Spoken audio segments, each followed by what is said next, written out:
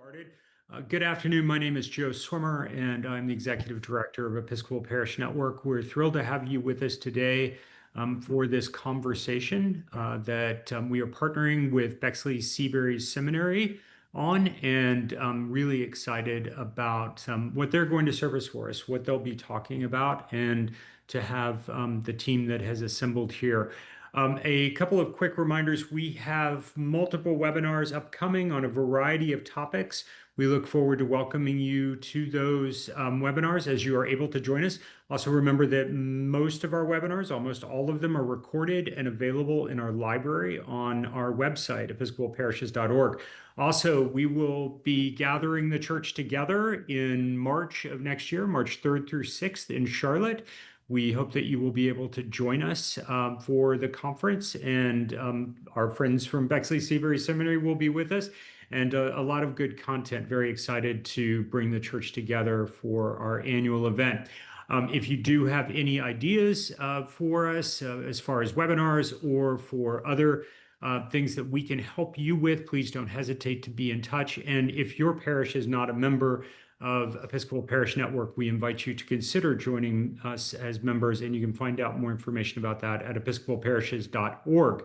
All of that said, I am grateful to Jason Fout for his partnership in thinking about this series that we will be presenting, this first webinar in this series, and to Bexley Seabury overall for the wonderful work that they are doing, and looking forward to the conversation today. So without me saying another word, I'm handing it off to Jason Fout. Jason, thank you so much.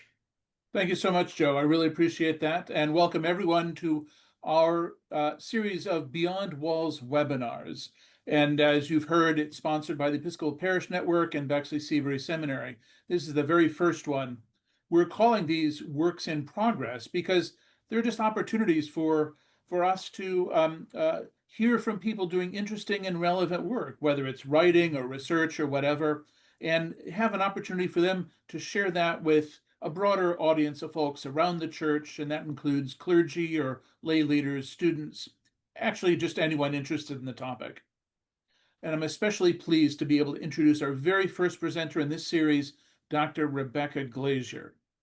Rebecca is an advocate for and practitioner of faith-based community engagement. She works these days as a welfare and self-reliance manager for the Church of Jesus Christ of Latter-day Saints. But previously, she spent 16 years in academia and was a full professor at the University of Arkansas at Little Rock, and she was also director of the Little Rock Congregations Study. Personally, I first encountered her work when I was asked to review her book, Faith and Community: How Engagement Strengthens Members, Places of Worship, and Society, for the Journal of Urban Affairs. It's from Temple University Press, 2024. This book really works on two parallel tracks at once, at least two parallel tracks. First, in sociology and similar disciplines, religion's often looked at as being not particularly important on its own terms. It's not important understanding groups of people, not important understanding the larger society, not related to what we might call social effectiveness. Maybe it's a personal matter at most. In fact, some in these areas are pretty sure, actually, that religious faith is not particularly meaningful and destined to fade away. But Rebecca's work joins several other recent studies in sociology and urban affairs to show, actually, through quantitative and qualitative methods, that religious congregations are significant agents in the urban environment in a range of ways. So far, so interesting. But here's the thing. Alongside that, though, and probably even more interesting to most of us here today, Rebecca's study also gives us important clues and signposts for thinking about congregational vitality through community engagement, and how this then has effects for the individual, for the congregation, and for the surrounding community as well. As I was reading, I couldn't help but just want to share her findings with a wider circle of church leaders, to be able to discuss this together, to hear from Rebecca, and to learn from and with her. And so that way we could think about our own practices, our own congregations, our own contexts. And I'll also add that this kind of research would be especially helpful for folks wanting to work on a DMIN project as well. And I'm really pleased to just sort of foreshadow that we have the director of our DMin program, Emmeline Ott, here. She'll say a couple of words at the very end about our program and how these kinds of questions that we're entertaining today can dovetail with the kind of work that we do in that program. But in the meantime, without any further ado, I'm really pleased to turn it over to Rebecca. Thank you again for being with us today. Thank you so much. It is absolutely a joy to join you. I'm going to go ahead and share this presentation and let me know if any slides go off the rails. But I just am excited to be able to share this research, and it's work that I've been doing and has been close to my heart for the last 14 years. So getting to talk about it and share these findings with you is just really exciting for me. So thank you so much for having me as part of this series. So the questions that I asked as part of this research really started way back when I moved to Arkansas. And what happened was that I heard a question that I hadn't heard before. Let's see. I'm trying to get my slides to advance and they don't seem to want to do that. I'm going to stop sharing and try to share a different part of the screen and see if that'll work. Sounds good. Let's start at the very beginning and put it into slideshow mode and see if that works better. Okay, so this is the question that I heard when I moved to Arkansas, is people asked me, do you have a church home? Now, I don't know about where you are. I know that people who are watching this today are coming from places all across the country, but I moved to Arkansas from California, and no one had ever asked me about my church before or if I went to church, and they definitely never referred to it as a home. So this was a new experience for me. And it's something that really stuck in my mind because it taught me something important about faith. It taught me that faith can feel like home, that your worship community can be a place where you connect with people, where you feel like you belong, where you feel that sense of togetherness and connection. And this was so important that I started researching it. And I want us to just hold this idea of faith that feels like home with us and think about what that might be like, because maybe it's been your experience in your own faith journey that you felt that, or maybe that's very far from your own personal experience. But isn't it aspirational? Isn't that a beautiful thing to consider, is creating a community of worship where we really feel like we belong and like we're home? And I want you to hold on to that aspirational vision, because I'm warning you now, the next slides are going to get a little bit dark, because we're talking about challenges. There are some significant challenges that religion faces in the world today. Jason outlined some of the criticisms for us at the top, and we see a lot of these. So let's start with an issue like declining attendance. I'm sure that's one that many of us have thought a lot about. Because I'm a social scientist, I'm going to give you some statistics as well. So when it comes to declining attendance, we look at the data, and these are congregations who report a decline in the regularly participating adults in their congregation. And in 2007, that number was at about 17%. Fast forward to 2019, and the number of congregations that say that their attendance is declining is all the way up at 39%. So a significant decline in people who are attending. Let's also look here at the numbers of the average median attendance. And so in 2000, the average attendance was at 137, but we fast forward to 2020, and that's dropped almost in half at only 65. Now, this is a major challenge that places of worship are facing right now, but it's certainly not the only one. Another is the idea of our congregations are aging. So you may have heard about the increasing prevalence of religious nuns, and people who are aged 20 to 29 in particular have really fallen into this category where they say that they don't identify with a religion at all. Now, back in 1986, it was only about 10% of them. But then when we look ahead, we look at 2022, it was up to 46%. of these people in their 20s who say that they don't belong to a religion at all. We can also see this in the average age of our congregations, because in 2000, the average age of the attendee was about 50, and by 2020, it was up to 57. So our congregations are definitely aging, and young people may not feel like they have a place in them. So those are two challenges, but don't worry, I'm going to keep coming at you with more.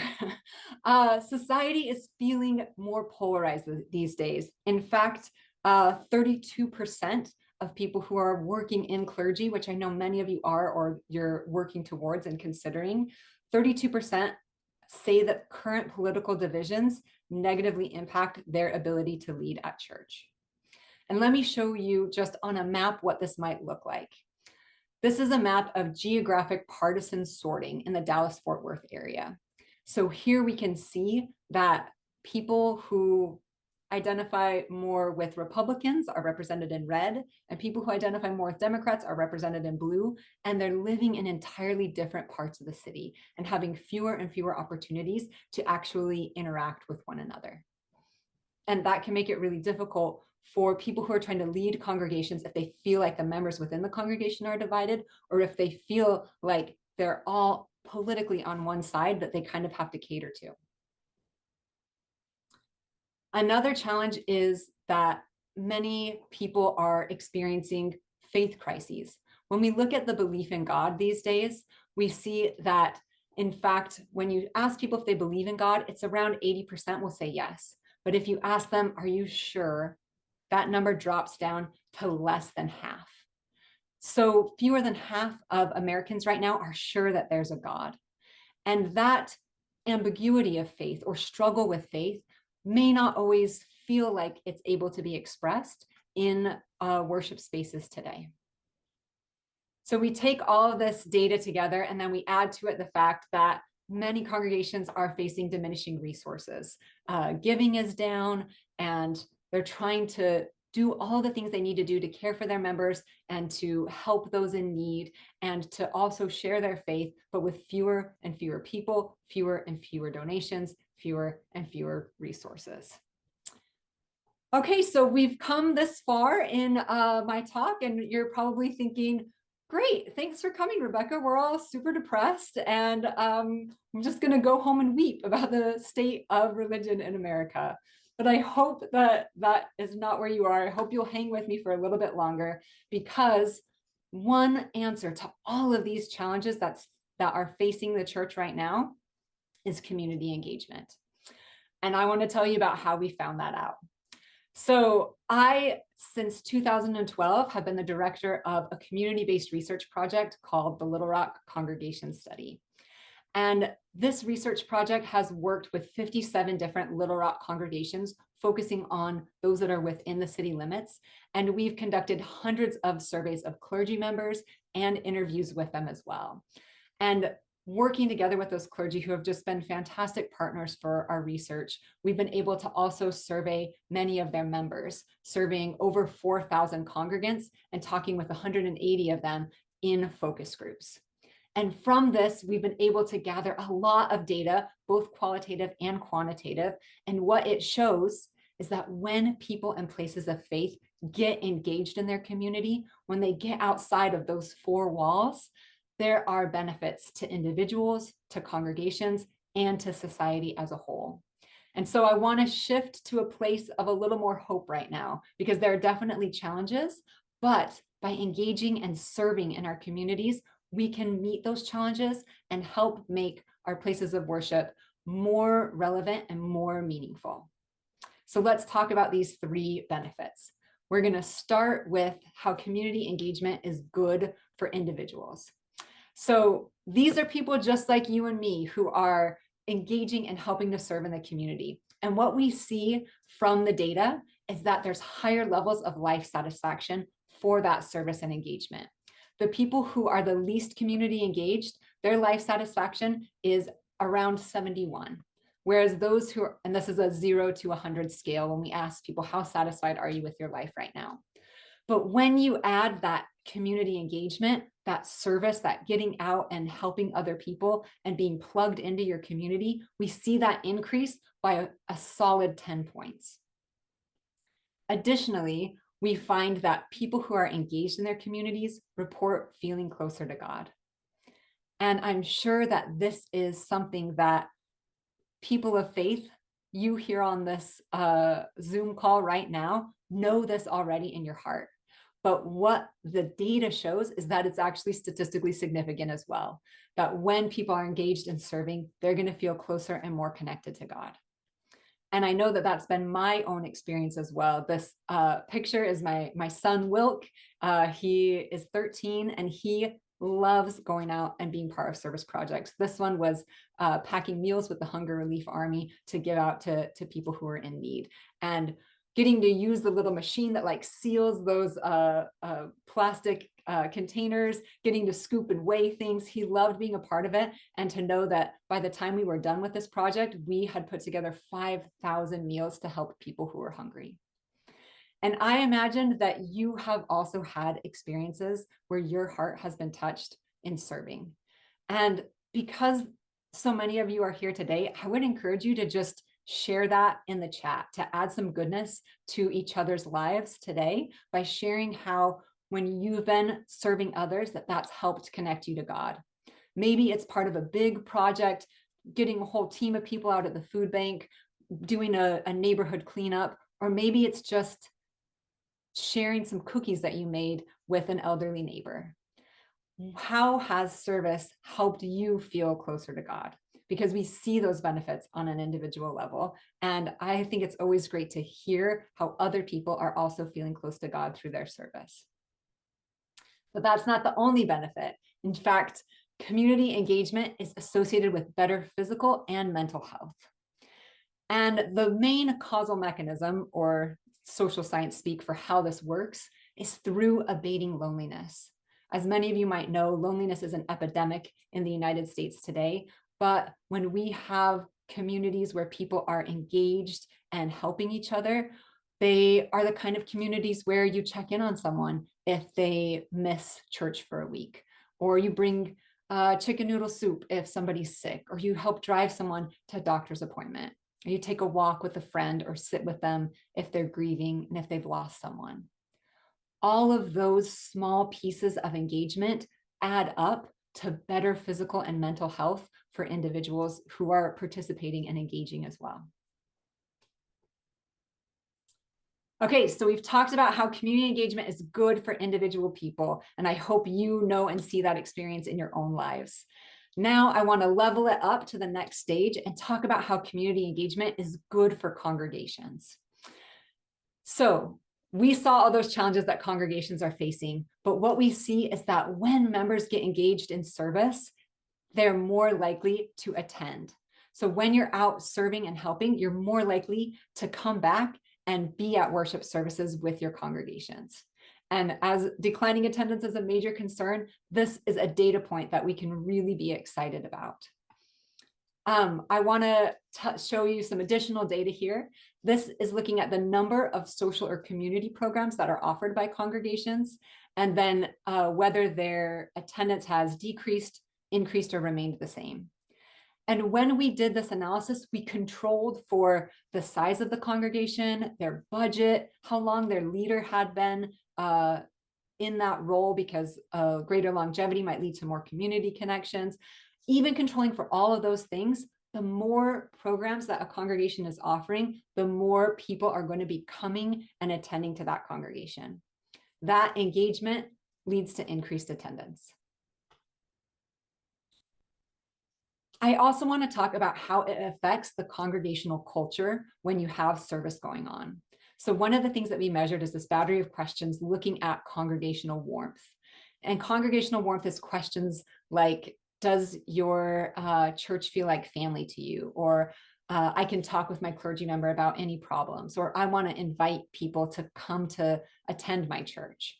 And when that congregational warmth score is higher, it's associated with higher attendance, it's associated with greater service, and it's associated with greater congregational giving. So in these resource constrained environments, when we go out and serve with members of our church and engage in the community with them, it creates a warmer congregational culture where we feel like family.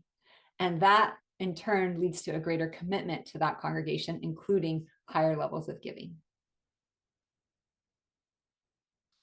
And this is a quote from one of the clergy members that we interviewed, who said that churches with high member involvement are places where people make friends and form community, which is a gift to the church and to the member. So connecting what we've been talking about the individual benefits and also those congregational benefits, that high involvement, that high engagement blesses both of those categories.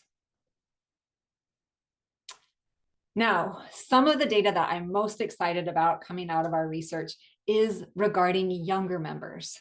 So there's kind of a stereotype that the people who are serving and who are interested in the community engagement are the older members of the congregation, the ones who are retired, who have more time on their hands.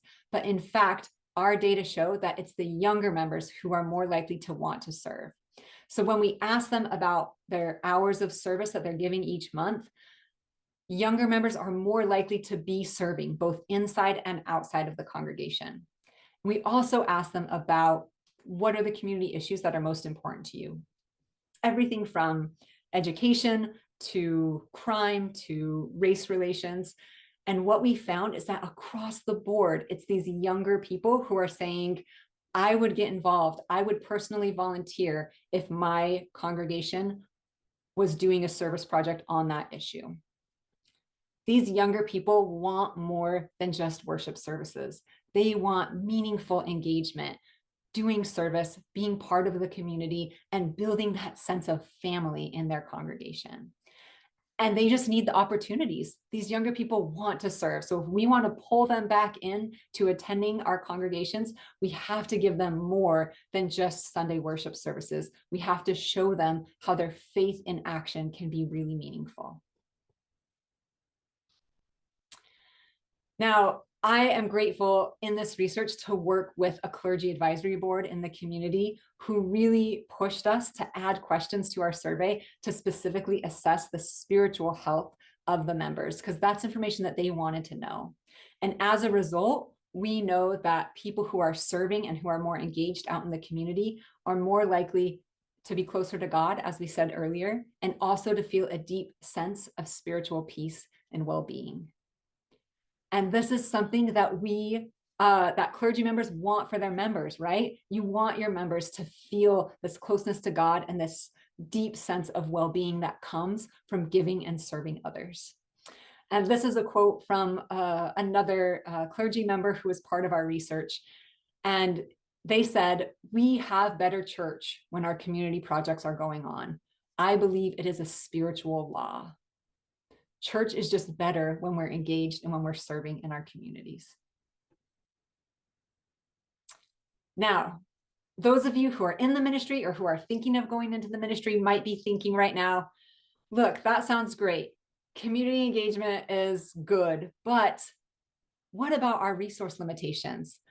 So many congregations are running with reduced staff, or they're worried about asking their people to do more. They're worried that if they say, hey, we have a big Habitat for Humanity project we want to get all the volunteers out for, that then those people aren't going to have enough bandwidth to help set up for the fish fry or, hide eggs for the Easter egg hunt. But I want you to think about your own experience, because those of you who are here today, I bet that you've done some community service before. I bet that you've been out in the community volunteering. And I bet you've also helped out at your own place of worship before. You've put up chairs, you've helped clean things, you've brought food for the potluck. And this is what we actually find in the data, is that there is no trade-off between congregational and community service. That in fact, as you get your members more engaged in the community, they're also going to be serving more in the church itself. Those two things are mutually reinforcing. You're creating a culture of service that brings people in and helps them serve in all kinds of different ways. Okay, so we've talked about the benefits to individuals. We've also talked about the benefits to congregations. Now I want to tell you about how those aggregate up to benefit society as a whole. And one of the key ways that that happens is through just general social service provision. So many places of worship are doing so much good out in the community and just helping people who are in need. And as those needs are met, our communities become stronger.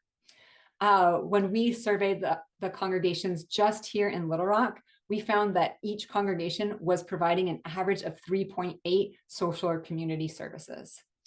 And you may be able to guess what the most common ones are. In fact, marriage and family counseling was very high, with pastors talking with people who may be struggling through marriage or family issues. Providing rent and utility assistance was also very high. Unfortunately, Arkansas is a very poor state, and so many people need that kind of help, and they're finding it at their places of worship.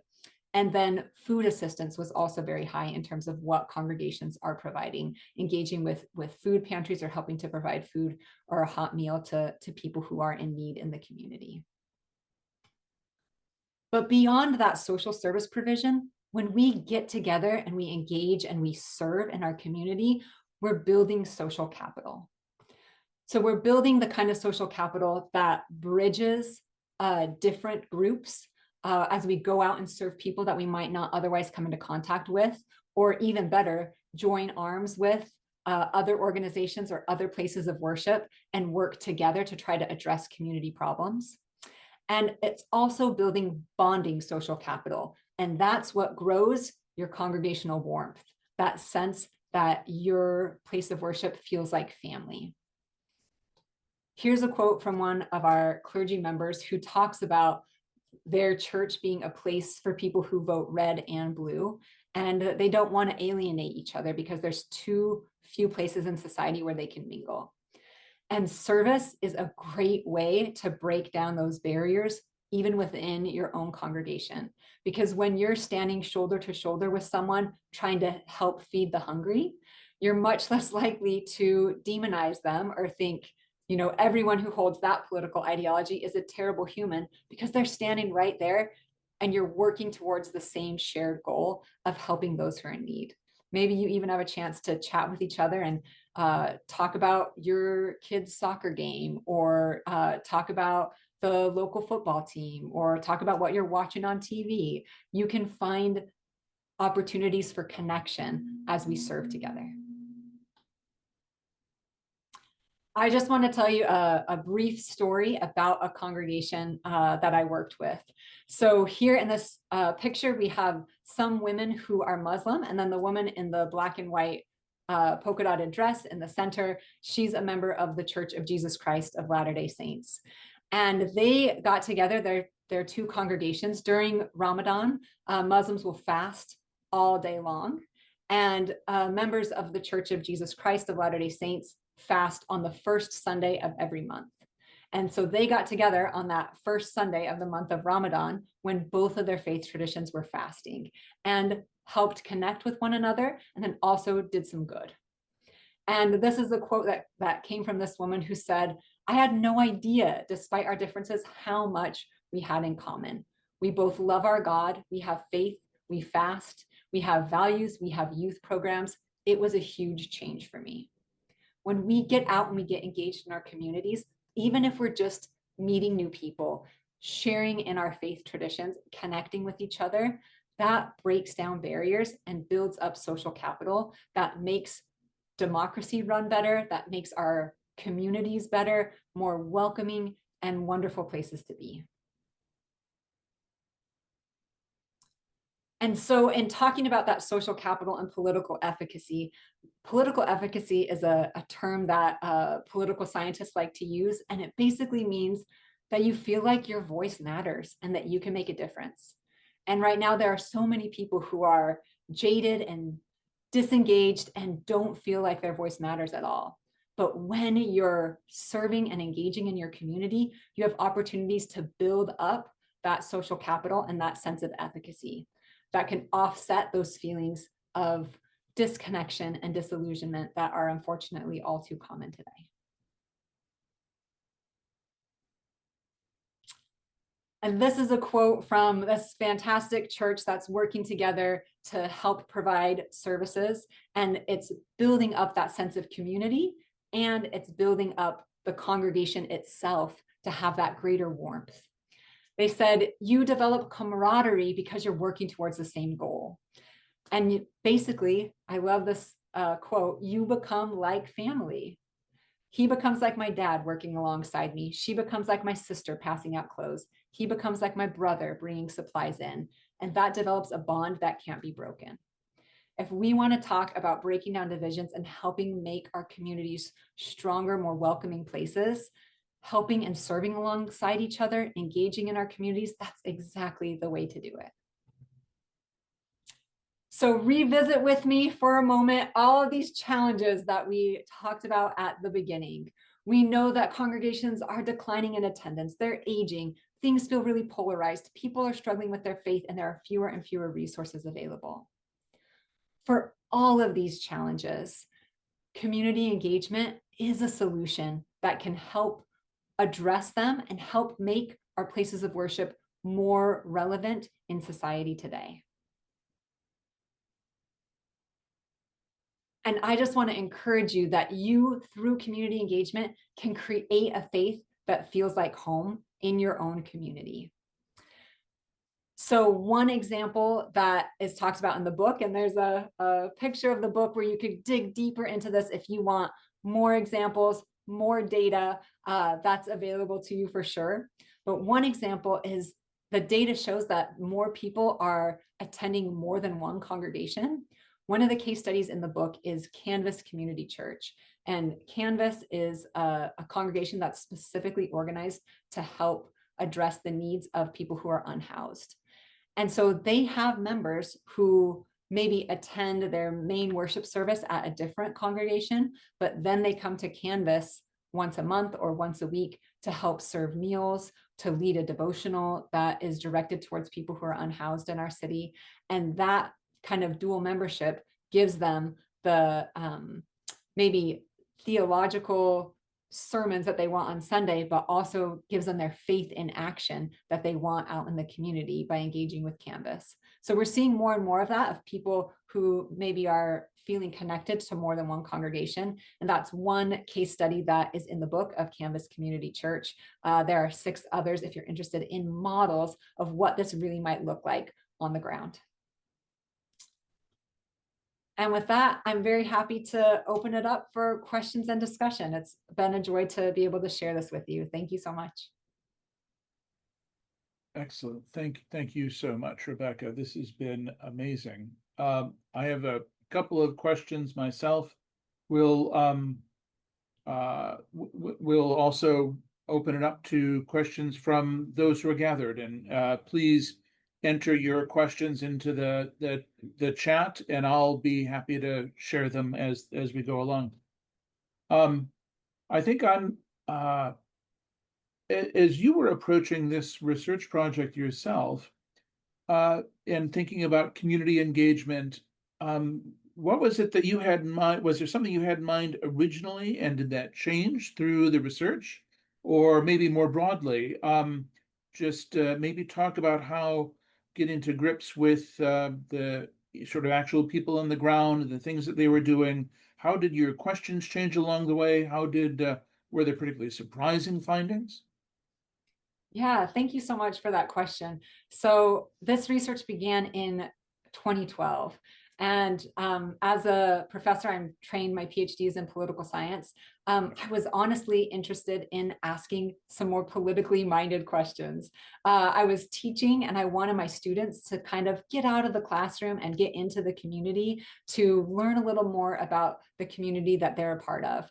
And so with those goals in mind, we started reaching out to congregation leaders to take a survey, and then asked a sample of them if they would participate and distribute our survey to all of their members.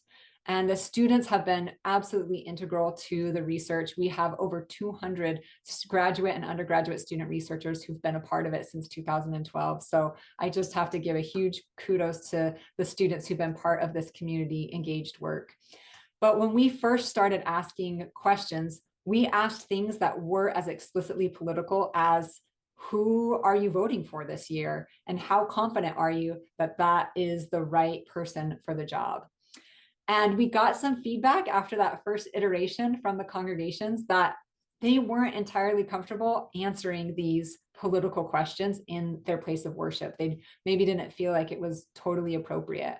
And that's why I'm grateful that we were able to bring on a clergy advisory board to help us understand how could we be better community researchers by asking the questions that the congregations themselves are going to be really interested in. What's the data that the leaders want to hear? And that's when we started adding in more questions about community engagement and more questions about people's faith and how that community engagement and service might strengthen their connection to God and give them higher levels of what we call spiritual health. So it definitely shifted over the years as we became better community researchers. Now, there were always some political questions on there because as a political scientist, I was really interested in those, especially the questions about efficacy, because I think that's so foundational for a democracy, for people to feel like they can actually contribute and that their voice matters. Yeah, thanks very much. Yeah, it was reading the book and hearing about that or reading about that change that was really really helpful. And it's asking, because so often we ask questions about religions rather than asking the questions of the religions. And they're both legitimate, but they both have their place. And this project then, through that growth, seems to incorporate both of those. And I really appreciate that about it. Just one other quick question, and you touched on this very briefly at the end of what you were just saying. It really strikes me that a key term in your work is political efficacy. And you talked about it near the end of your presentation. You were mentioning it just now. I wonder if you might just say a little bit more about that, and if you have particular ways that you've seen that congregations tend to affect greater political efficacy for people. Yeah, thanks so much for that question. Yeah, in political science, this idea of efficacy is really important because it matters for how democracy functions, for how we trust each other, for if we feel like we don't have a place and don't have a voice, or if we feel like we can engage and accomplish something. So one example that I like to point to that I talk about in the book of how congregations really did increase that efficacy is the Afghan resettlement program that we had in our community. So after the United States withdrew from Afghanistan, there were many families and translators and people who had worked with the US government who needed to be resettled in the United States and to not be under Taliban-controlled Afghanistan. And as those families came into our community here in Little Rock, we settled over 20 families in Little Rock, and that was done through an interfaith effort, through congregations working together, different congregations being assigned different families. We had people who, maybe was a retired CEO who's now driving, kindergarten carpool, because everybody wanted to engage and plug in however they could, teaching English, helping people learn how to use a grocery store, building furniture, all of these different components.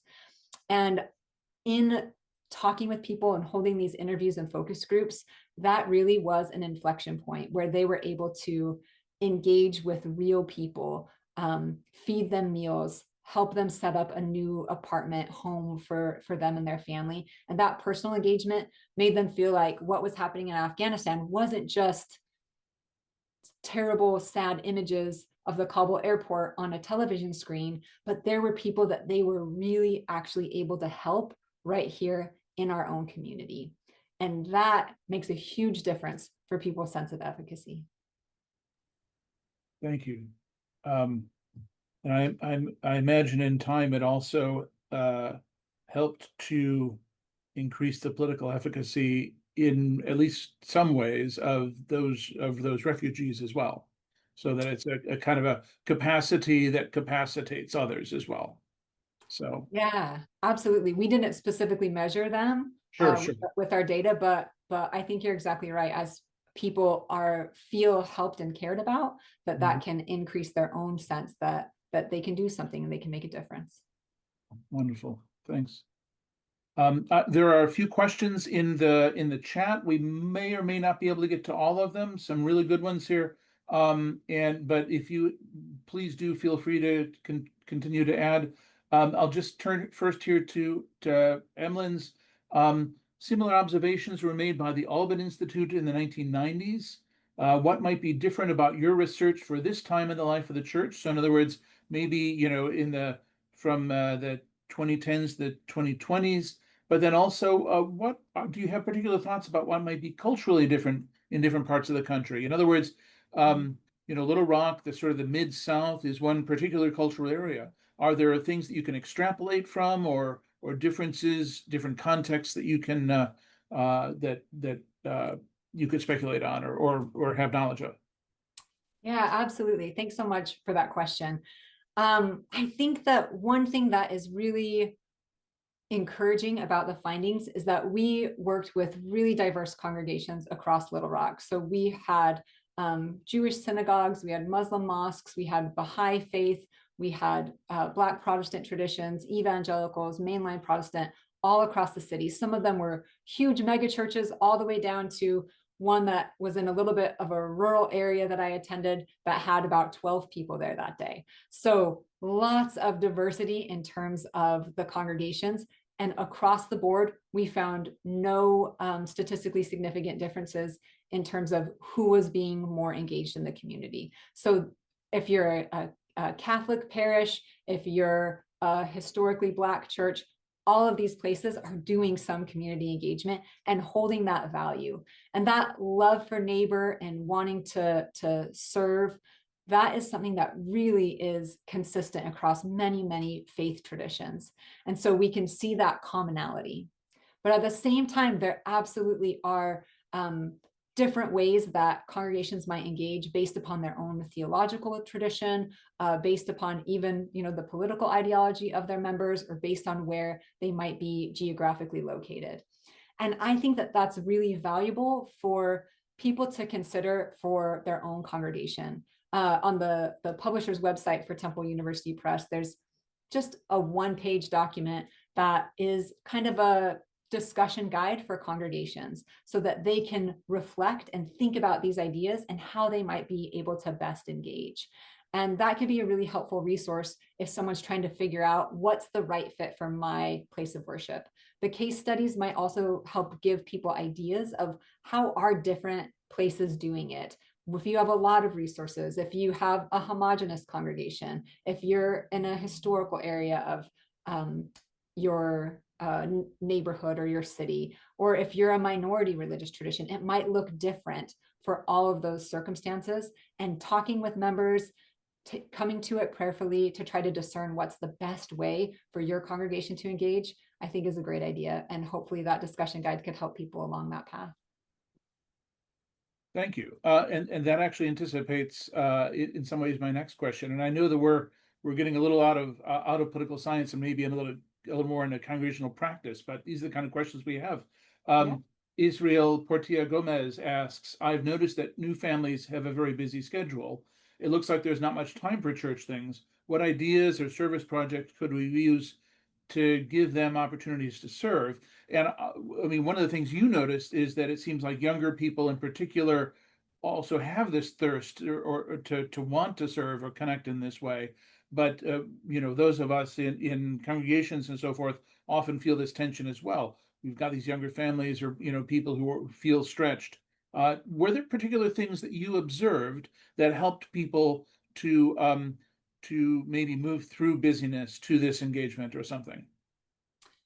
Yeah, I think that one thing that can be really helpful, especially for ministry leaders, is to connect that engagement to like important social and spiritual developments. So calling it out as a faith obligation, or calling it out as how we will live our faith, or this is what our congregation does to put our faith into practice, can be a way to help people see like this isn't just a one-off. This is fundamental to who we are. And absolutely, young families, those are really busy schedules. I think appealing to the parents to say, engaging in this service, being part of this community, that's going to help your child develop into the kind of person you want them to be, so that they value helping and serving others. And there are lots of ways to make it fun. Doing like a park cleanup, you can do a scavenger hunt for, who can find these different things that need to be fixed or cleaned up, or going and helping people in a neighborhood. If you're visiting people who are in a retirement home or who are homebound, it can be really rewarding for kids to, see their cool medals, or to hear their stories of the past, or to bake something and share it with them so that they really feel like they're giving. So I would counsel together with the young families in your congregation and talk about what they might be excited about engaging in, but to frame it as something that's going to be spiritually beneficial for their family, and especially to help their kids develop into the kind of humans who will be ready to serve and look outside themselves. Thank you. I wonder if there isn't even sort of, if you catch the imagination of the children too, the potential for a bit of pastor power. Like, are we going to do that again? That was so great, or whatever. Yeah. Thank you so much. One last question. It's a couple of questions that Miguel has raised for us. He asks whether this might apply in a Latino community, and then also about the possibility of a multi-ethnic community. Maybe a congregation that is really intentionally multi-ethnic, multiracial in its composition. Did you notice particular things like that in your study? Yeah, so I maybe would take those a little bit separately. So we did work with a couple of multi-ethnic congregations in Little Rock, which honestly, a multi-ethnic congregation is a challenge in the South. And I give lots of respect to those people who are leading those congregations and are able to do that. And actually, what we saw both with multi-ethnic congregations and also with minority congregations who are part of a minority religious tradition is that there's actually a tendency towards greater service, because they feel like they really have something to say to the broader community. So like those minority traditions, like our Jewish and Muslim and Hindu and Baha'i congregations, they're really engaged in service so that people are able to meet them and see that they're your neighbors and not an outsider or an other. And I think that multi-ethnic congregations also often say, we have something to talk about, that this is a real mission for us, and we want to share with the broader community what we're doing and to invite you to be a part of it. So I think that our experience from the data has been that those kinds of congregations are actually benefiting even more from that community engagement because of how they're particularly positioned within a community. Now, when it comes to congregations that maybe are a little bit more homogenous, maybe a Spanish speaking or a Latino congregation, there can be some challenges with engagement there, because sometimes those communities might tend to be a little bit more insular. And we did have them participating in our survey. We had it translated into Spanish, and we worked with some explicitly Latino serving Spanish speaking congregations. But it was harder for us to get responses from those congregations than it was to get responses from our other congregations, for reasons that are very understandable. There's a lack of institutional trust. People were a little bit skeptical of, what is this university? Who is this person coming in and asking me all of these questions that feel a little bit invasive? So it was hard for us to get broad participation from those congregations because they're a little bit more insular. But what usually happens with more insular congregations is they're great at taking care of their own members. That if people move in, they're really good at helping them move in, or giving people meals when they have a baby, or taking care of their own members. But they might be a little bit more hesitant to do broader engagement. But both of those things can really benefit the congregation and help build that congregational warmth and that sense that your place of worship is a home. Wonderful. Thank you. Rebecca, thank you so much for your time today, for sharing your work. This has been incredibly stimulating. And I'm just really grateful that you were able to join us and be our first presentation. It was my joy. I would just like to ask my colleague Emlyn if she might just say a quick word about what we're thinking about for, or what the plans are for the next Beyond Walls seminar and webinar, and then also just a quick word about the DMIN program, and then I'll kind of take us out from there. So first of all, thank you, Rebecca. As someone who served for 20 years in Oklahoma, state neighboring Arkansas, I'm really interested in the part of the country, how that also contributes towards attitudes towards home and family. So that was part of my question there, that there's something different in different parts of the country. We're looking toward the next webinar, Beyond Walls, to be around the visitation that a group of colleagues and I went on this summer in Palestine and Jordan. And we're going to each talk about our reflections on that experience, being mostly in the West Bank for several weeks, and both our theological and practical response to that as we have returned to be part of Come and See, Go and Tell as part of our experience. I am blessed to be able to serve as the director of the Doctor of Ministry program and Congregational Development at Bexley Seabury. One of the things that's really important is that right now we have 26 students who are mid-ministry. They're deepening their learning, they're engaging with colleagues, they're raising questions and responding to the ministry needs that they have where they are as they're working on becoming more and more thoughtful practitioners. So if you have any questions about the Doctor of Ministry program, would love to respond to you. Please feel free to contact me, at bexleyseabury.edu. Jason, did I cover it all? Absolutely. That's just Okay. wonderful. Thanks so much, Emlyn. And I Sure. think the only thing that remains then is to say a really warm thank you to Rebecca again for your time joining us and again sharing your work. Just wonderful. Thank you so much. Thank you. It's been my joy. Okay. In that case, then I think that we're concluded. We hope to see you at a future Beyond Walls webinar where we're talking about works in progress. We really hope that all of this has been a blessing to you and your work, thought-provoking, and providing some good resources for you. And that's what we're here for as Bexley Seabury. So we're always pleased when we can serve in this way. So in the meantime, keep in touch and look forward to see you next time. So long, everyone.